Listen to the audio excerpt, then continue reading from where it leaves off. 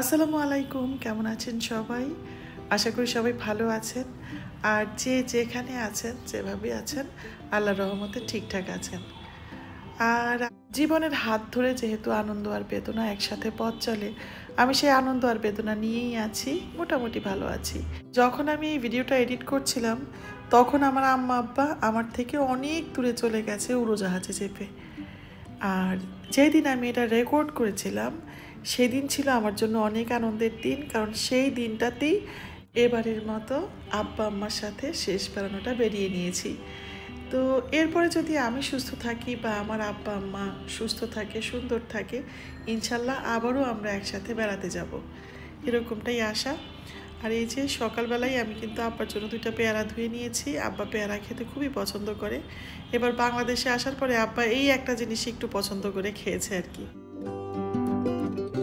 এদিকে আমি আমার ডাইনিং টেবিলটাও আজকে একটু গুছাবো বলতে আমার আব্বা আমার জন্য এই রেক্সিনটা নিউ মার্কেট থেকে কিনে নিয়ে এসছে, আর নিউ ইয়র্ক থেকে একটা টেবিল ক্লথও নিয়ে এসেছিল, সেটাই আজকে বিছাবো।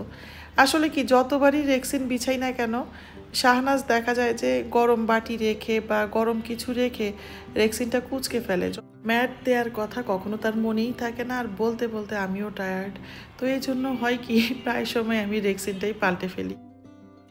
এই রেক্সিন পাল্টানোর মতো করে যদি কিছু নিয়ম পাল্টে ফেলতে পারতাম, যেমন আমার আব্বা আম্মা আমার কাছে কিছুদিন থাকার পরে অস্বস্তি বোধ করেন যে মেয়ের বাসায় কতদিন থাকা যায়, মানুষ কি ভাববে, দেখতে কেমন লাগে। এই যে একটা মানসিকতা আমাদের সমাজ ব্যবস্থায় যে মেয়ের বাড়িতে থাকা ঠিক না, এই মানসিকতার পরিবর্তন কখনো হবে কিনা আমি জানি না, কিন্তু আমার খুব ইচ্ছা করে এই নিয়মটা পাল্টে ফেলি।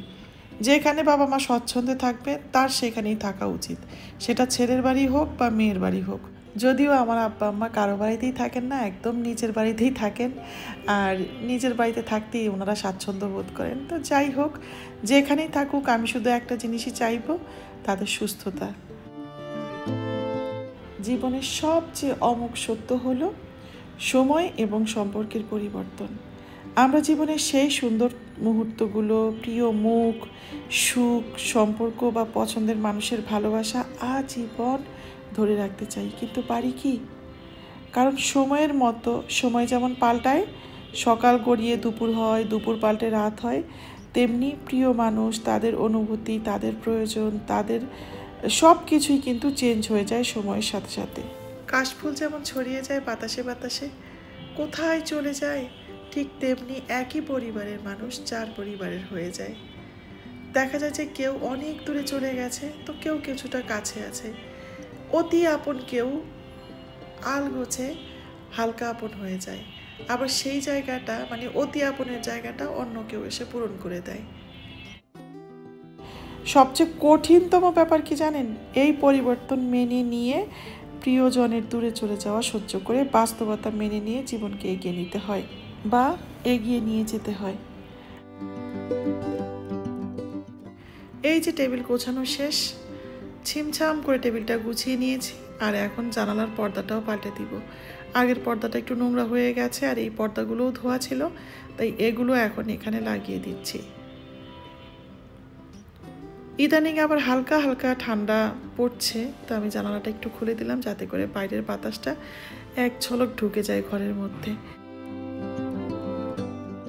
এই এক ঝলক প্রশান্তি আর কি। জানি প্রশান্তি বা শান্তি বা দুঃখ বেদনা কোনো কিছুই চিরস্থায়ী না।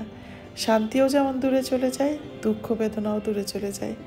আজকে আমার মনে যেমন যে সময় ভিডিওটা করছিলাম আনন্দ ছিল, আমি জানি যে 2 দিন পরে এই আনন্দটা থাকবে না, কিন্তু এই স্মৃতিটা তো থাকবে। এই যে আমি রেকর্ড করলাম, ভিডিও বানালাম, আপনাদের সাথে এখন শেয়ার করলাম, এটা তো থেকে যাবে।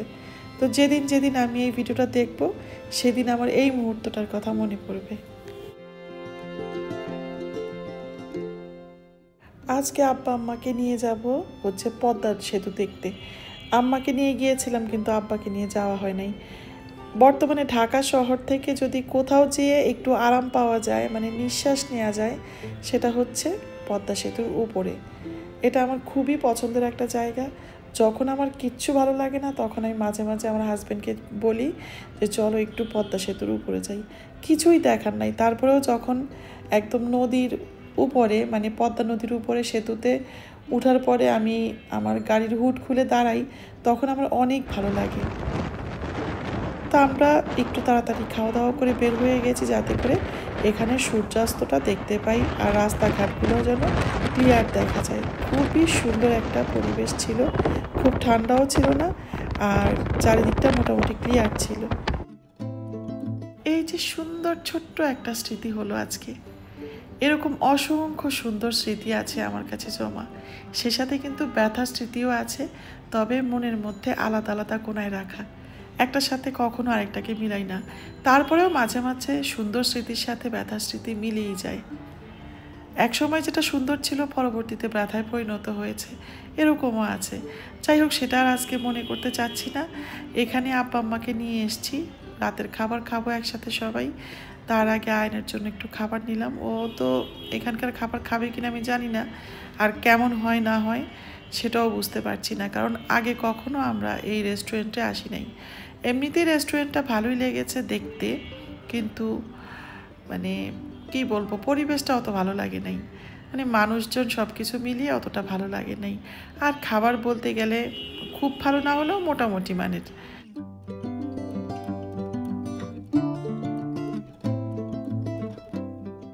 ভাতের সাথে খাওয়ার জন্য নিয়েছিলাম ডাল, টমেটো ভর্তা, ইলিশের লেজ ভর্তা, একটা কোরাল মাছ পছন্দ করে দিয়েছি, ওটাকে ওরা দো পেঁয়াজা করে দিয়েছে, আর ছিল বেগুন ভাজা। তবে আমি একটা ইলিশ মাছ পছন্দ করে নিয়েছিলাম, মানে 1 কেজির উপরে। ওরা ওইটা কেটে কুটে ভেজে দিয়েছে। খাবারের মধ্যে আমার কাছে সেই মাছটাই সবচেয়ে বেস্ট মনে হয়েছিল। ভিডিও শেষে শুধু একটা কথাই বলতে চাই, সবার যেন প্রিয় মানুষের সাথে সুন্দর সুন্দর স্মৃতি হয়, কারো যেন প্রিয় মানুষের সাথে কোনো অসুন্দর স্মৃতি না থাকে। তো আজকে এ পর্যন্তই, সবাই খুব ভালো থাকবেন। আল্লাহ হাফেজ।